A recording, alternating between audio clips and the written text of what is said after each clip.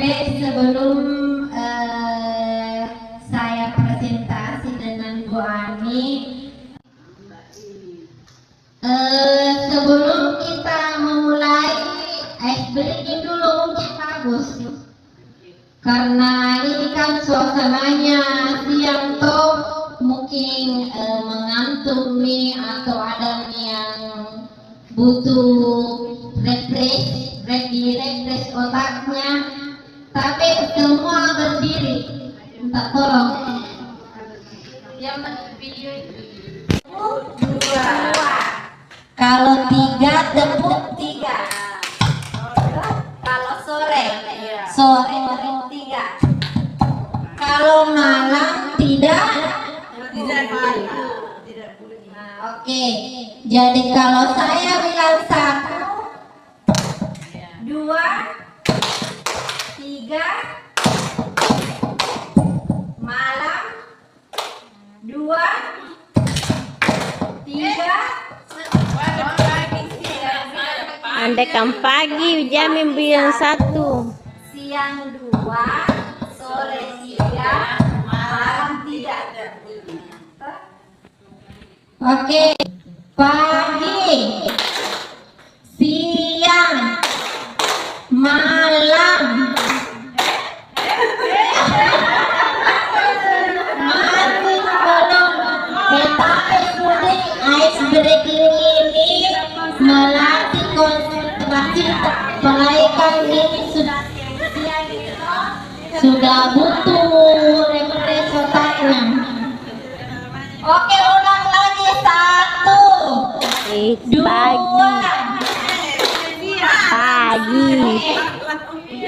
pagi, siang, malam.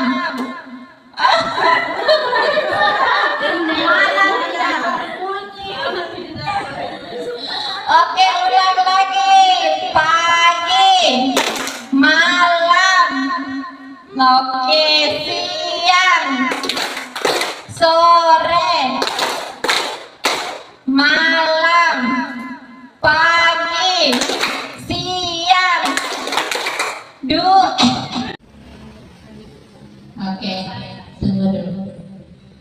Nah, di sini ada judul kami hari ini, yaitu diseminasi atau berbagi praktik baik yang sudah kami pelajari selama mengikuti pendidikan guru penggerak ini. Alhamdulillah, kami akan menyebarkan pemahaman dan penerapan pengalaman budaya positif di sekolah. Oke, sebelum masuk materi, pertanyaan pemantik dulu. Budaya positif. Tapi minta tolong, sempat sudah ada yang pernah mendengar istilah budaya positif, atau sudah ada yang pernah mengerjakan di PMM-nya masing-masing mengenai modul budaya positif. Tapi bisa minta tolong berbagi pengalaman, atau ada yang bisa menjelaskan apa yang dimaksud budaya positif sebelum kita masuk. Tapi Ibu, ada yang bisa menjelaskan mengenai budaya positif? Iya, Ibu, apa lagi? Budaya positif ada apa di Soekarno? Iya, memberi salam. Nah, itu yang 5S. Senyum, salam, sapa, sopan, dan santun. Oke, terima kasih. Pasti semua sudah menerapkan budaya positif di sekolahnya.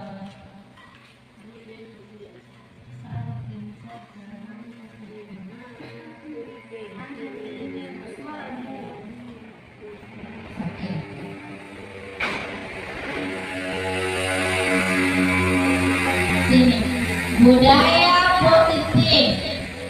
Tapi untuk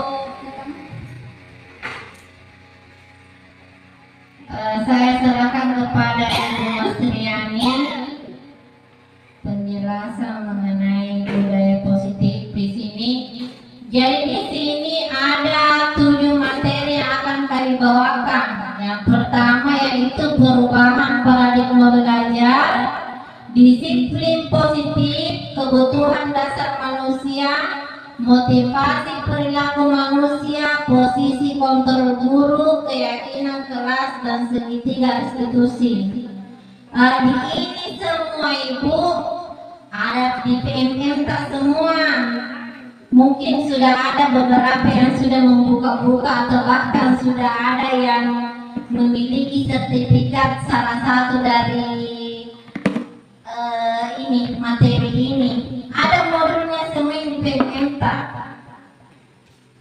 Oke, untuk poin pertama perubahan paradigma belajar saya berikan kepada Ibu Mas Riani dari PK Kota Ahmad Rogari.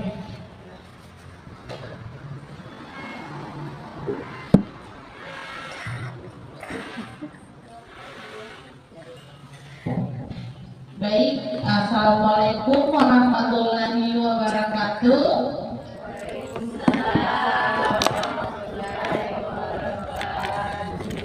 Baik, perkenalkan nama saya Mas Riani. Saya dari TK PAUD Rahmat Rogari. Saya di sini merupakan salah satu calon guru bergerak angkatan 10 Kabupaten Bogor. Pada materi pertama yaitu budaya politik.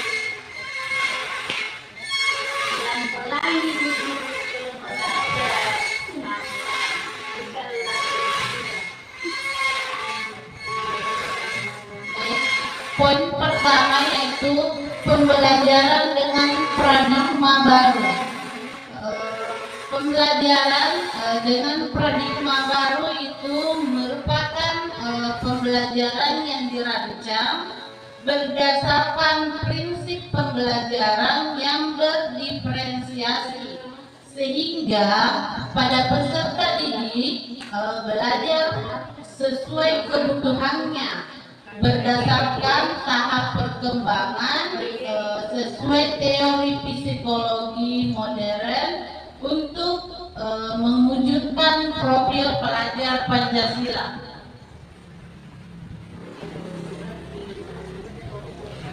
Baik, di sini profil pelajar Pancasila itu terbagi atas 6. Ada 6 poin. Yang pertama, beriman dan bertakwa kepada Tuhan yang Maha Esa. Kemudian yang kedua, berkebinekaan global. Yang ketiga, mandiri. Yang keempat, bergotong royong. Yang kelima, bernalar kritis dan kreatif. Itu adalah profil pelajar Pancasila. Kemudian yang kedua, disiplin positif.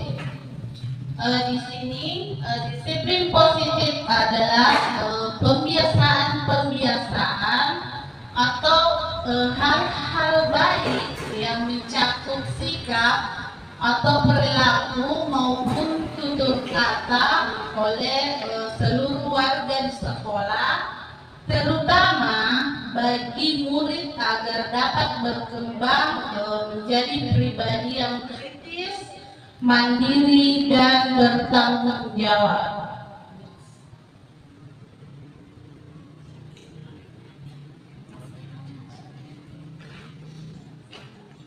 Kemudian yang ketiga, kebutuhan dasar manusia.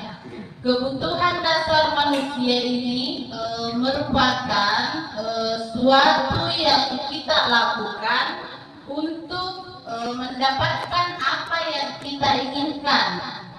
Seluruh tindakan yang kita lakukan memiliki tujuan.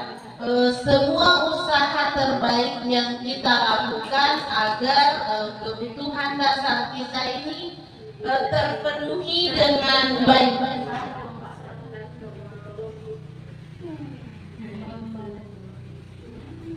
Salah satunya kebutuhan dasar manusia terbagi atas 5. Yang pertama, bertahan hidup. Yang kedua, kasih sayang dan rasa diterima. Yang ketiga, penguasaan. Yang keempat, kebebasan dan kesenangan.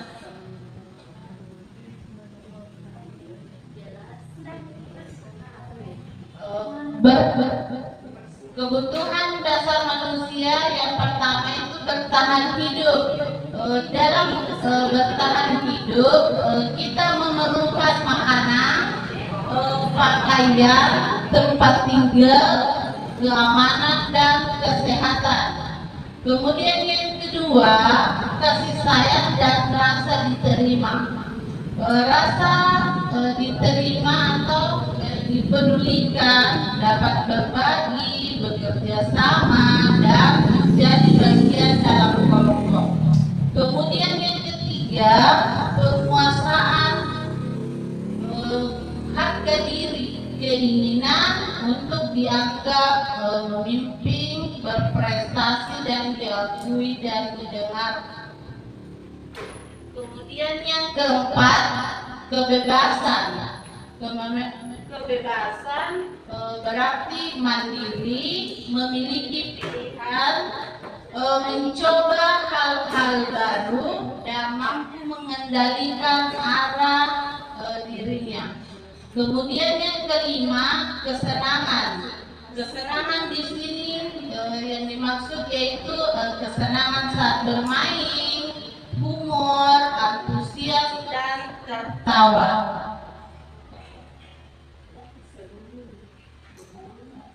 Baik, saya kembalikan ke materi selanjutnya. Terima kasih. Oke, di sini yang pertama, motivasi berlaku manusia yaitu hukuman. Hukuman itu artinya tidak terencana atau tiba-tiba. Murid tidak tahu apa yang akan terjadi, bersifat satu arah, berupa hukuman fisik atau psikis. Misalnya di sini toh ada menantang, misalnya kayak pukul temannya, terus kita suruh berdiri di luar sampai jam pulang sekolah. Nah, itu hukuman psikis namanya toh, hukuman fisik di situ. Tapi kalau di TK mungkin tidak, sudah mungkin kita seperti itu. Ini kalau hukuman rata-rata tidak ada nilainya kalau di PAUD. Kemudian di sini yang kedua yaitu konsekuensi.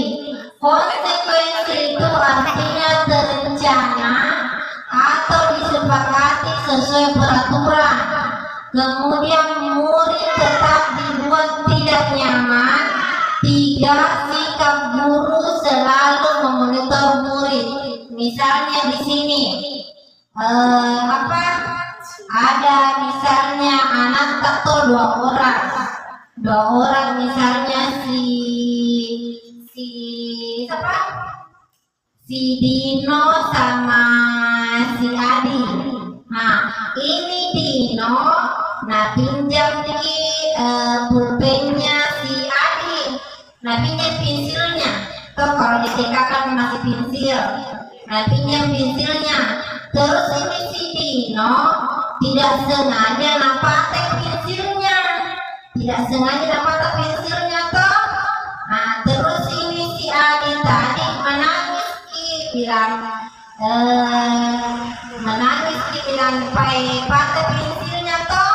Nah, kita sebagai pendidik, sebagai guru mendatangi murid tak, kenapa kita Adi menangis? Itu ibu si Dino pinjam pensilku tapi pakai. Nah, kita juga ajak ini si Dino, kenapa dipakai pensilnya? Bilang, tidak kusengaja bu. Nah, terus jadi bagaimana ini anak berdua ditanya nih si Dino dengan si Adi. Misalnya tuh si Adi, jadi bagaimana ini kalau begini harus mungkin diganti dengan.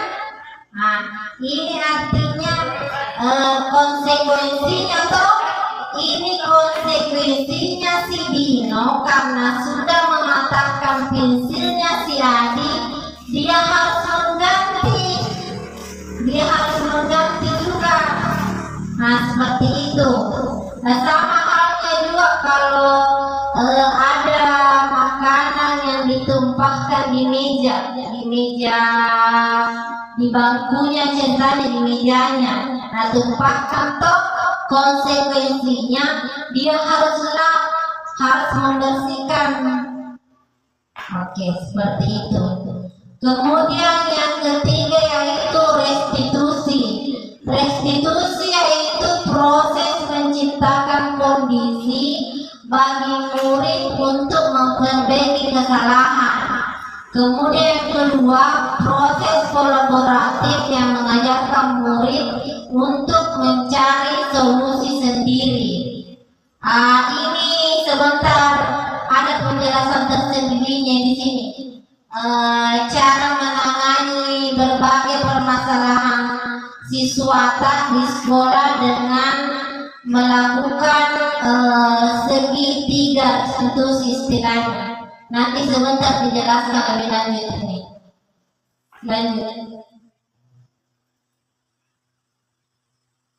Oke, ini. Yang kelima, posisi kontrol guru. Ini pembahasannya paling banyak karena ini bagaimana nih kita sebagai guru di sekolah semuanya memiliki ini 5 posisi kontrol guru, 2 posisi negatif, 3 posisi positif. Nah, posisi negatif di sini yaitu pengukur. Tapi kayaknya kalau kita di TK itu insya Allah tidak ada dia termasuk kontrol pengukur. Nah, yang kedua, membuat merasa bersalah. Kalau yang ini banyak mungkin, bahkan mungkin sering. Nah, ini yang posisi positifnya teman. Yang keempat, pemantau. Yang kelima, manajer. Selanjutnya. Nah, ini contoh dari posisi kontrol pengukur. Misalnya, nada suara kita tinggi, bahasa tubuh, mata melotot, dan jari menunjuk menghadap. Misalnya, kamu itu kenapa pakai sepatu warna coklat dan disuruh bilang warna hitam, harus warna hitam. Nah itu. Kemudian di sini ini contoh terlambat lagi, pasti terlambat lagi, selalu datang terlambat. Kapan bisa datang tepat waktu? Mungkin di sini ada yang sering terlambat termasuk yang bicara.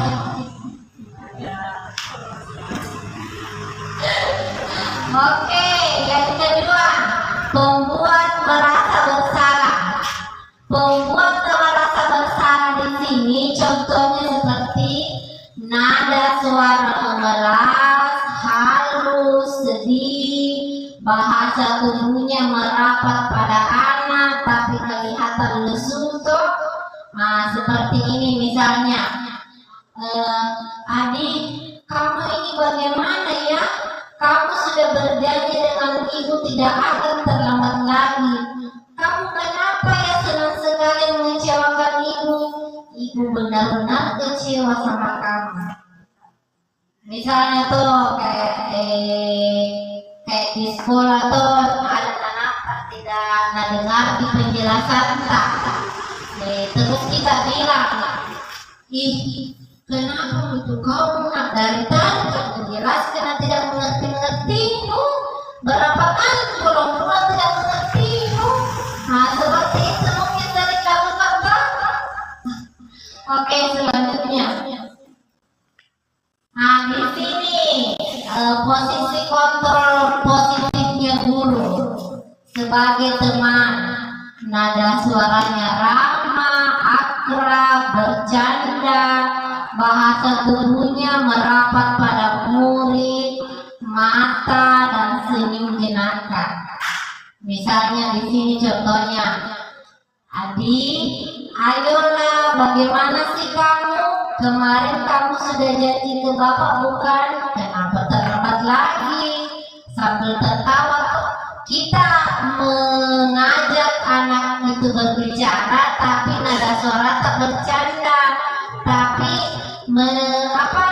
tetap berisi pesan-pesan yang disampaikan, tapi dengan nada suara yang halus. Oke, selanjutnya posisi pemantau. Pemantau di sini nada suaranya datar, bahasa tubuh yang formal.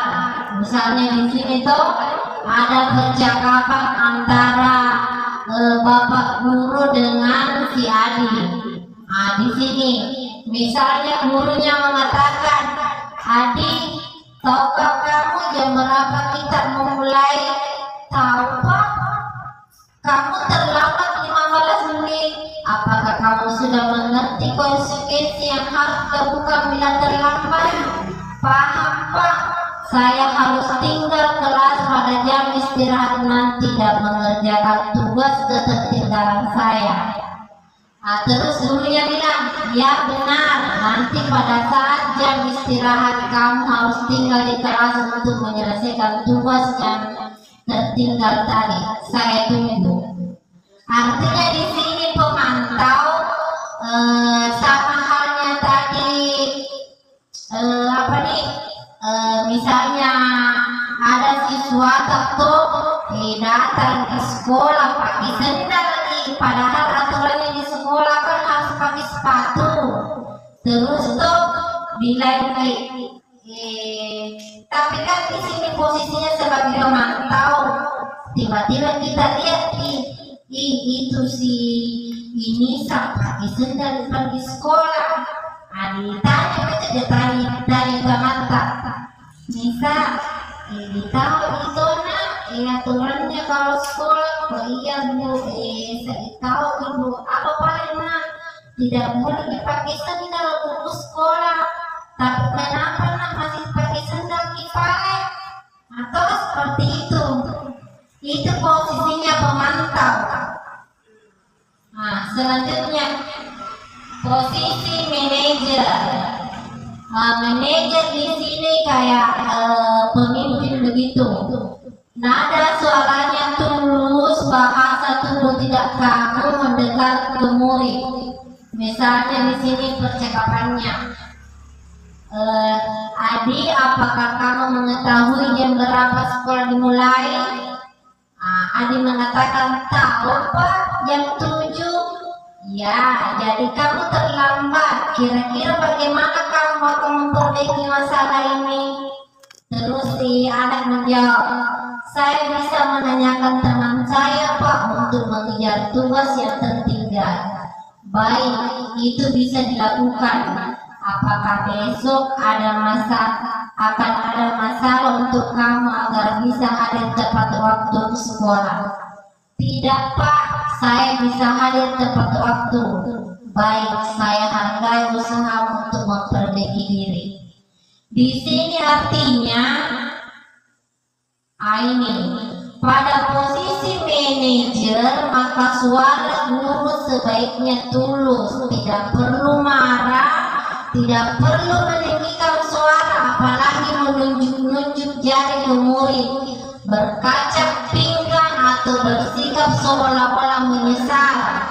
Tampak sedih sekali akan perbuatan murid ataupun bercanda guru menempatkan diri sebagai teman murid.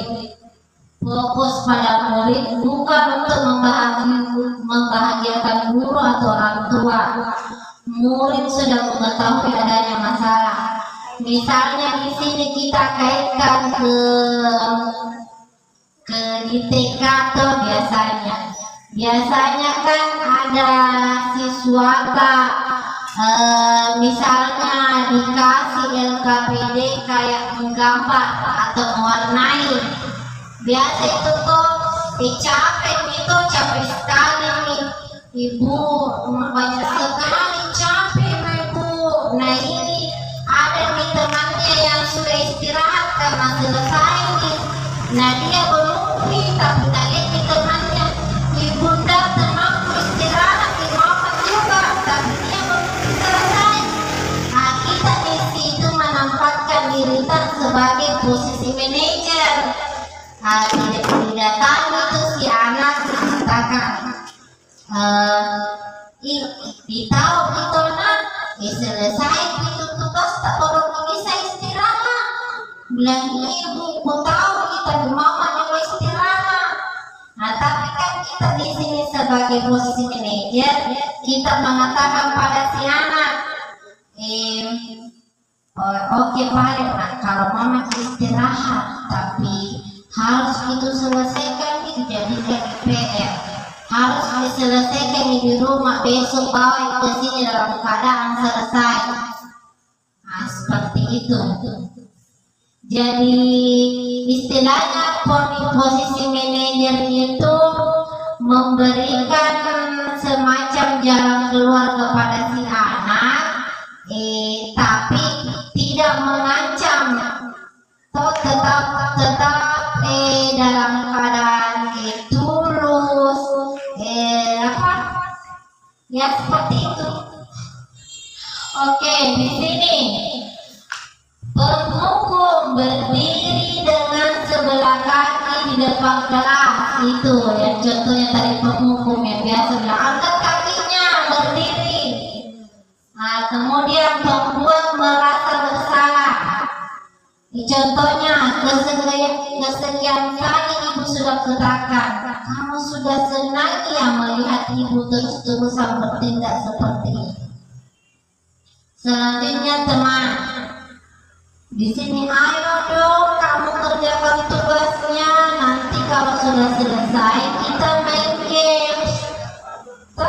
Seperti itu. Oke, pemantau, kamu sudah melakukan kesalahan dan sudah mengetahui konsekuensinya. Sekarang selesaikan dan segera kumpulkan. Kemudian manajer, apakah kamu tahu kesalahanmu? Keyakinan sekolah apa yang kamu langgar dan apa yang akan kamu lakukan untuk menyelesaikannya? Di sini untuk mengenai keyakinan sekolah atau keyakinan keras sebentar dijelaskan ada poin tertentu. Selanjutnya ada jelaskan jalan di semua itu maka sorot yang menjawab.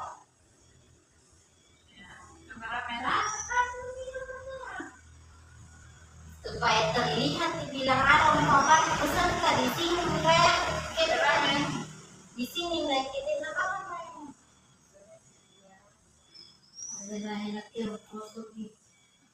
Kalau jawab itu dendeng. Jawab Pak. Ini lagi video tidak menjawab. Lagi sulit. Maka Gebon bawa stick note.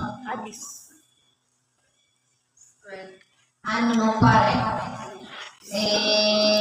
Bersama sebentar ngomong supaya tidak ada yang contek-contek bilang ini saya.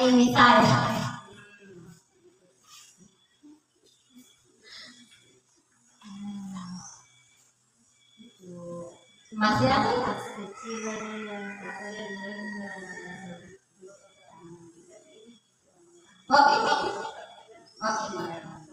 Oke, di sini. Aduh, masa saya mau ke situ? Jangan dulu tekan biar video kembali saya itu mau ke situ. Ini mau. Itu yang Jangan dipercayai karena jawabannya Oke. Tadi kan sudah dijelaskan 51 terbuka di sini. Posisi kontrol guru tadi ada berapa? Ada 5. Yang pertama, yang posisi negatifnya dulu. Ada kan posisi kontrol negatif, ada posisi kontrol positif. Semua ini dua ada di PMK. Kemarin itu ada yang mengerjakan PMK-nya dapat ini 5 posisi kontrol. Nggak tahu ibu Bonde Supaya kayaknya ini ambil modulnya yang di PMK-nya sampai dapat 100%. Tapi 5 posisi kontrol dulu tadi. Yang negatif ada positif. Posisi kontrol negatifnya yaitu penghukum. Posisi kontrol penghukum yang kedua pembuat merasa bersalah. Kemudian yang ketiga teman. Yang keempat pemantau. Yang kelima alhamdulillah masih ingat semua. Oke. Kemudian di sini tadi kan sudah ada beberapa contoh. Tadi sudah ada beberapa contoh yang mana yang masuk posisi penghukum, yang mana teman, pemantau, manajer, pembuat merasa bersalah. Selanjutnya, tapi di sini posisi kontrol apakah aku? Di sini si ibu mengatakan, si gurunya ini mengatakan toh, saya kecewa sekali dengan kamu. Posisi apakah itu?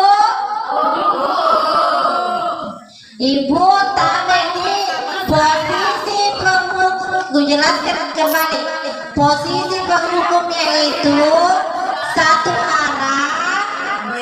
satu arah bersifat fisik.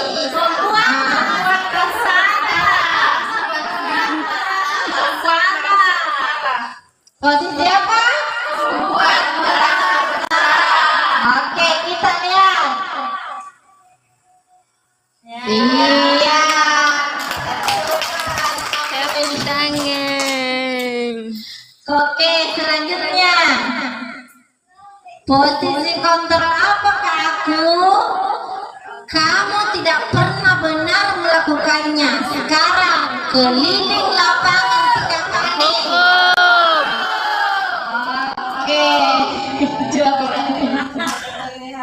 Oke. Selanjutnya, posisi kontrol apakah aku? Kira-kira bagaimana kamu akan memperbaiki masalah ini? Kira-kira bagaimana kamu akan memperbaiki masalah ini? Merasa bersalah.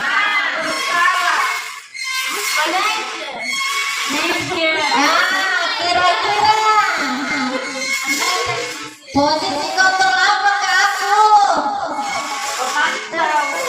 Kira-kira bagaimana kamu akan memperbaiki masalah ini?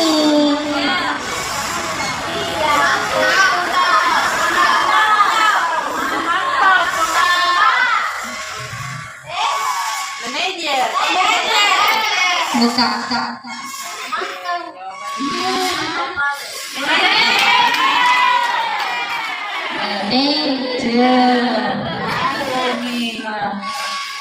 Manajer itu selalu memberikan kesempatan kepada siswanya untuk memberikan memberikan solusi. Oke, posisi kontrol apakah aku? Ayolah, lakukan demi Bapak atau Ibu.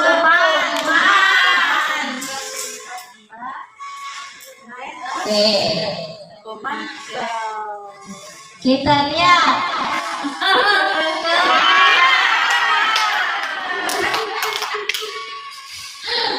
Selanjutnya, posisi kontrol apakah aku?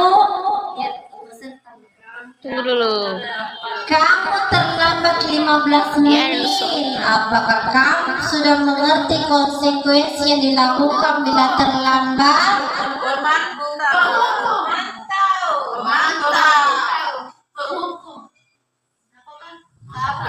Kamu terlambat 15 menit. Apa sudah mengerti konsekuensi yang dilakukan? Oke, benar. Itu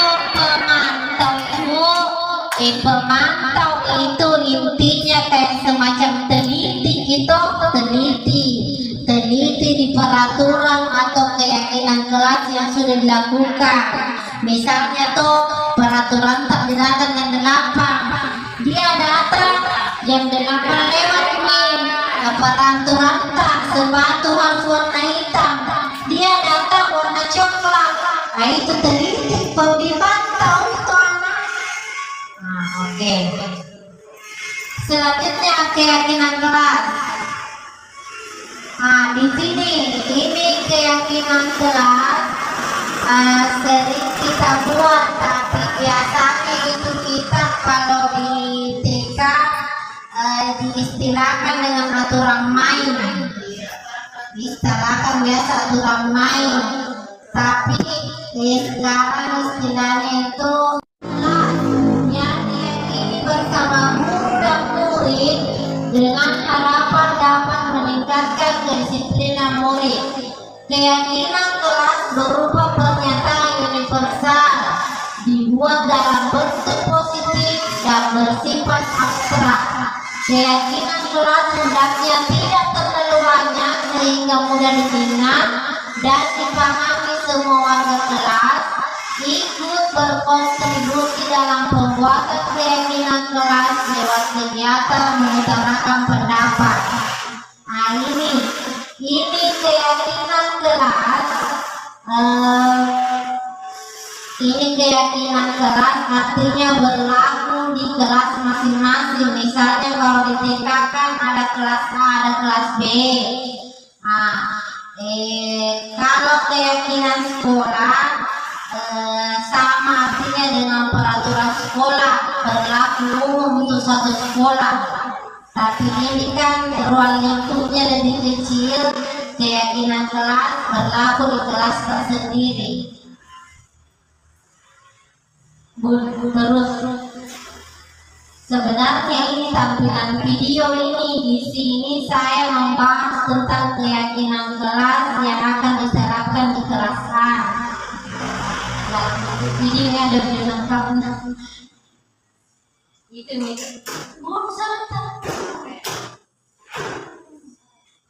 Oke. Keyakinan kelas.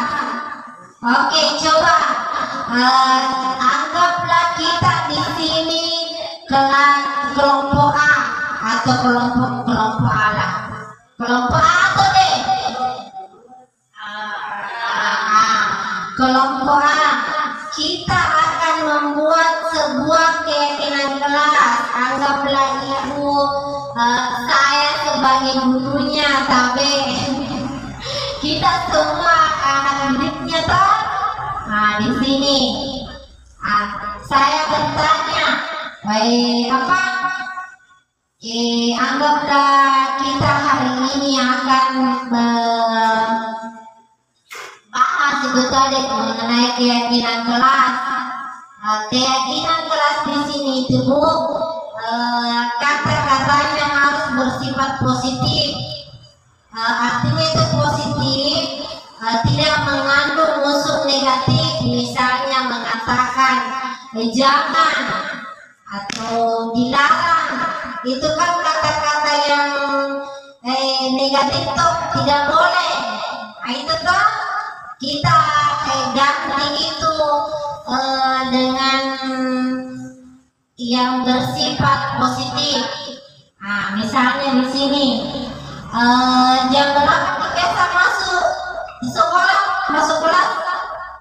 Jam berapa peraturan tadi sekolah tak masuk kelas, masuk sekolah? Jam setengah 8. berarti 7.30. Masuk di kelas anak tak belajar jam 8. Jam 8 teng itu masuk di kelas. Nah, berarti toh keyakinan kelas tak yang pertama masuk kelas pada pukul 8. Masuk kelas pada pukul 8. Artinya itu di sini Bu bahwa memang kisah mahasiswa. Oke, nah hari ini berat keyakinan kelas, artinya aturan kelas. Aturannya di kelas ini nak jam 8 itu ada makan di sini. Jadi kalau pas jam 8 ada makan semua di dalam kelas, tidak boleh nih ada di luar bilang pergi makan Bu, pergi kak dulu ini Bu, makan kak dulu beli kak dulu apa. Tidak boleh ada seperti itu. Jam 8 sudah ada di kelas. Tapi janji bilang bila jangan misalnya tuh kalau mau ditempel itu keyakinan kelas tak. Janji bilang tidak boleh masuk kelas lewat harus menggunakan unsur positif. Misalnya tadi masuk kelas tepat pada pukul 8 pagi. Seperti itu. Oke. Yang kedua apa kira-kira Bu? Yang kedua apa kira-kira? Aturan kelas tak biasa, kesepakatan kelas tak. Iya, sudah termasuk tadi itu Bu, disiplin waktu. Apalagi kira-kira?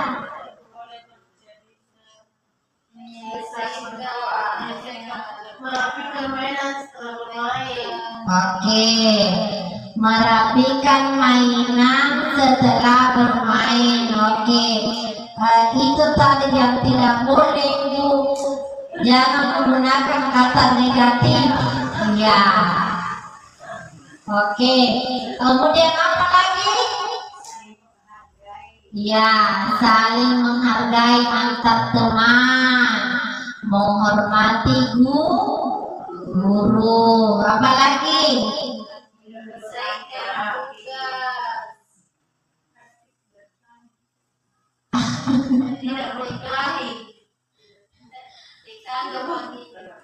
Oke, tidak berkelahi mungkin masuk itu saling menghargai antar teman. Oke. Ada lagi biasa mengembalikan mainan pada tempatnya, menghargai. Ya tidak banyak-banyak jika pengaturannya itu politikan. Oke, next. Ini segitiga restitusi yang tadi. Ini mungkin sudah sering dilaksanakan di sekolah tapi biasanya kayak beda alur di cara penyelesaian tak. Sering sekali dilaksanakan ini. Segitiga restitusi adalah suatu proses dialog yang dijalankan guru atau orang tua agar dapat menghasilkan murid yang mandiri dan bertanggung jawab. Segitiga restitusi membantu murid memiliki tujuan, disiplin positif dan memperbaiki dirinya setelah berbuat salah. Restitusi bukan untuk menembus kesalahan, namun untuk belajar dari kesalahan. Lanjut.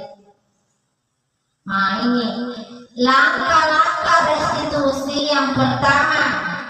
Sebentar ini tapi boleh diperhatikan. Sebentar ini ada adegannya. Saya yang beradegan, Ibu sebentar siapa yang bertindak sebagai guru menyelesaikan masalahku berdua. Oke, di sini yang pertama menstabilkan identitas di sini. Berbuat salah itu manusiawi. Yang kedua, tidak ada manusia yang sempurna. Yang ketiga, Bapak Ibu juga pernah melakukan kesalahan itu. Yang keempat, Bapak atau Ibu tidak tertarik mencari siapa yang salah, tapi Bapak Ibu ingin mencari solusi dari permasalahan ini. Kemudian kamu berhak merasa begitu. Oke, lanjut.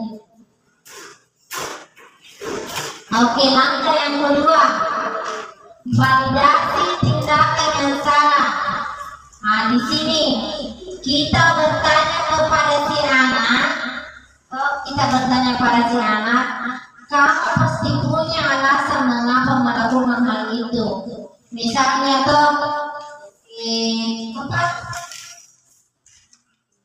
tapi dia jangan dibocorkan deh, sebentar ada. Oke, padahal kamu bisa melakukannya lebih buruk dari ini ya. Kamu patut bangga pada dirimu sendiri karena kamu telah melindungi sesuatu yang penting buatmu. Lanjut. Oke, langkah yang ketiga, ini yang terakhir. Kembali menanyakan keyakinan pada si anak. Misalnya mengenai keyakinan kelas yang sudah kita buat. Ingatkan itu si anak toh. Kan tadi ada keyakinan kelas tadi, jadi kita masih ingat toh. Keyakinan kelas toh yang dibuat tadi. Nah, ada yang masuk pada pukul 8, menghargai teman, mengembalikan mainan pada tempatnya. Itu tuh aturan kelas tak ditahui semua. Nah, di sini menanyakan keyakinan pada anak. Apa keyakinan kelas kita? Nilai-nilai apa yang kita telah sepakati? Seperti apa gambaran kelas yang ideal menurut kamu? Kamu mau jadi orang yang seperti apa? Salah satunya saja di sini tuh. Bagaimana Mama Sediani bikin kasus? Coba kasih naik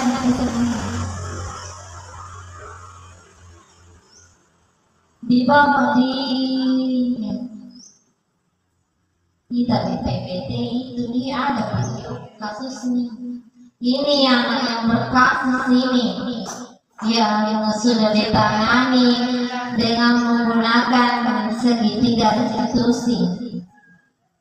Nah.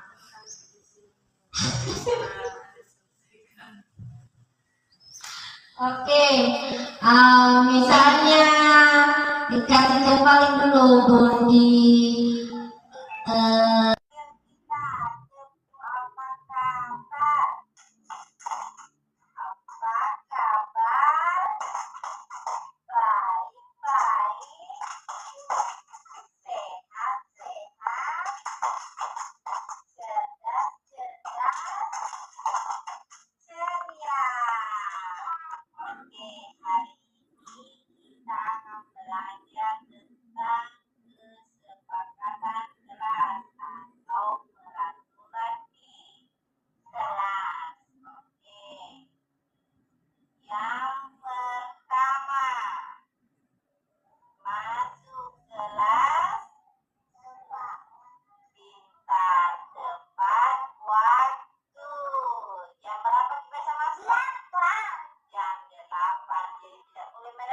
terlambat masuk kelas.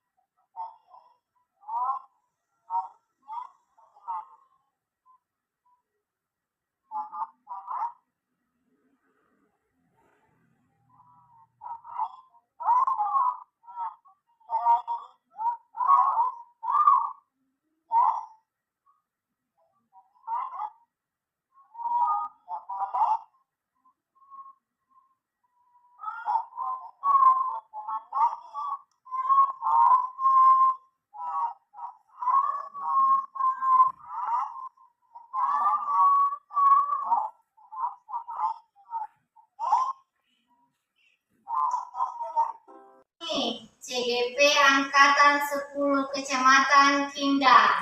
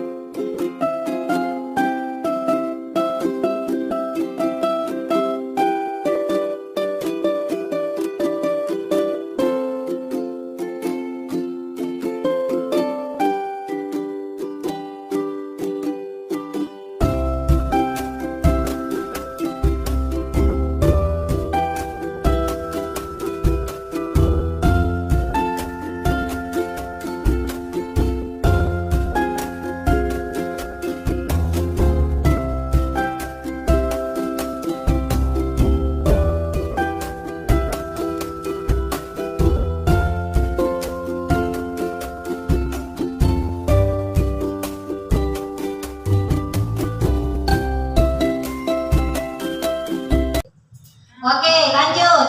Nah, misalnya hari ini berebutan mainan.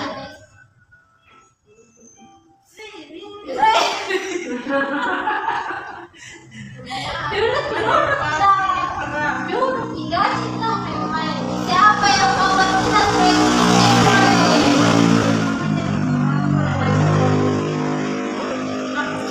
misalnya tuh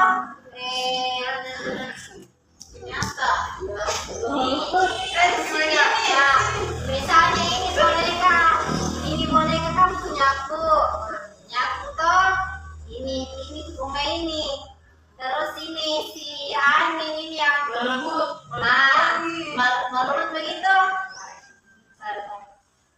begitu tapi tidak mau tidak, tapi tunggu dulu, yang penting tidak ngumpul, tapi ini si Aning toh, ini si Aning tidak bilang pinjam kak, langsung saya menarik, mau ke juga bilang itu, bilangin tapi narik terus ini saya cuma begini, begitu kan, menangis.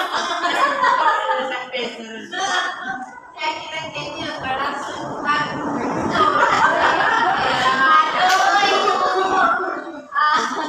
Posisi penghukum. Tarik. Oh, ini kan punya kita. Pukul menangis.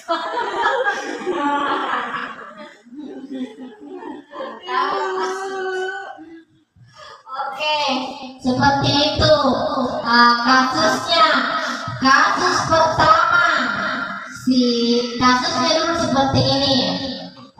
Si Ani dan si Erna bermain dalam si Ani, si Erna dan siapa tuh?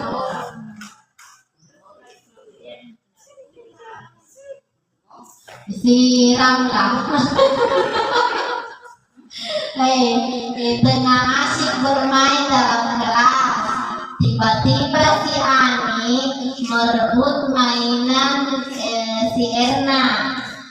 Terus ini si Erna marah dan kesal, akhirnya memukul si Ani hingga si Ani menangis. itu kasusnya. Nah, kasus pertama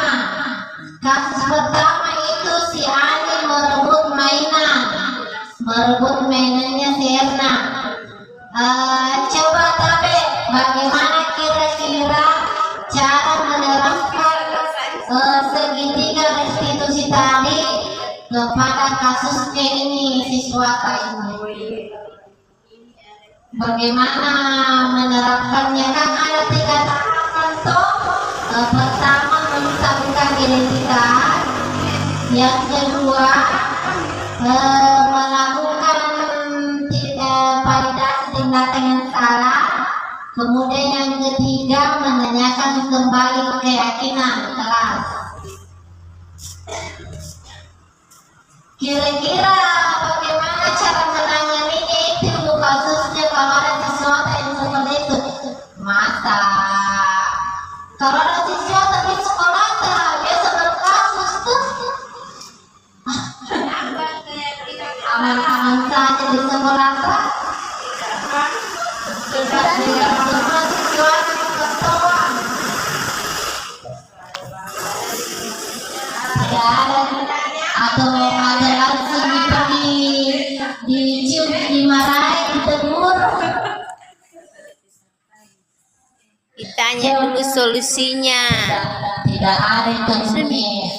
Masa jadi di posisi penghukum, masih TK. Menanyakan kesepakatan kelas. Yang pertama dulu Bu, yang menstabilkan identitas dulu, terakhir ketemu dengan keyakinan.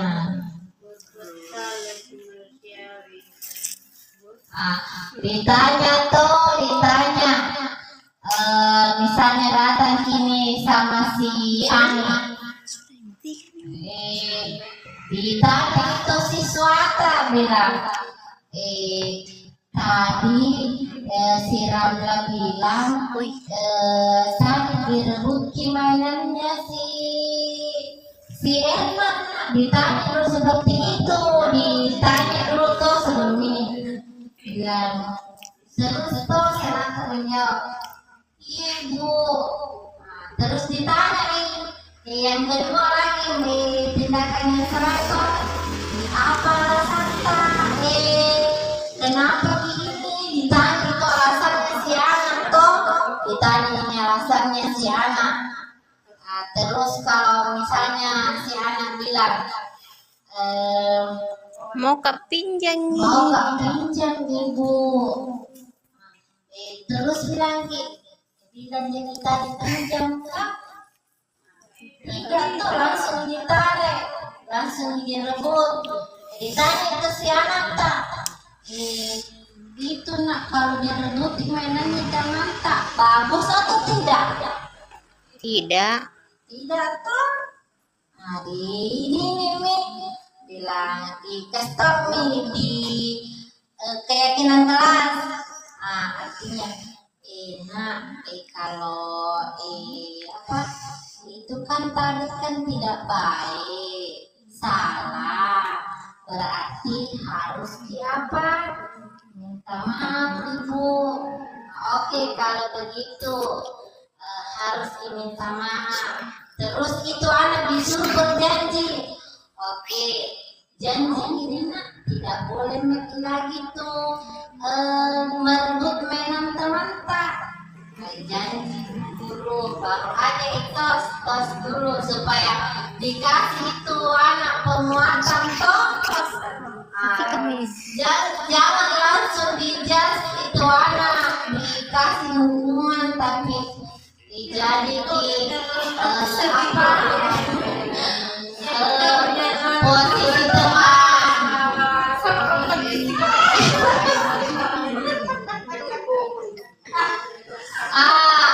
Kemudian anak yang satu lagi datangin, jangan cuma satu arah. Yang satunya lagi ditanya tadi, akan tadi kan salah karena nafsu ditemani sampai menangis. Ditanya juga, bilang kenapa tadinya itu si kenapa bisa ini, apa alasannya? Ditanya-tanya alasannya, ini bocah matanya memang marah kak. Ditanya-tanya alasannya, mana dan iya. Tidak bilang-bilang tuh, bilang mana, maka pinjam nih.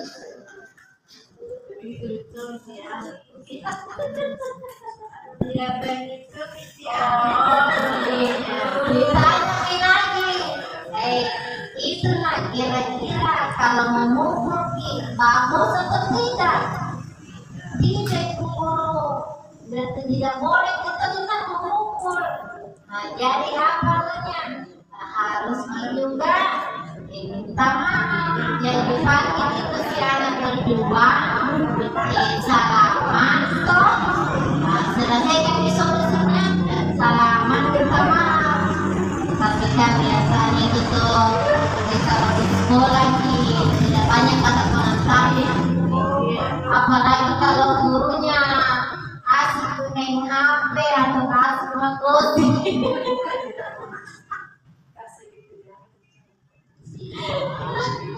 Apalagi itu ada anak kalau yang menangis sih.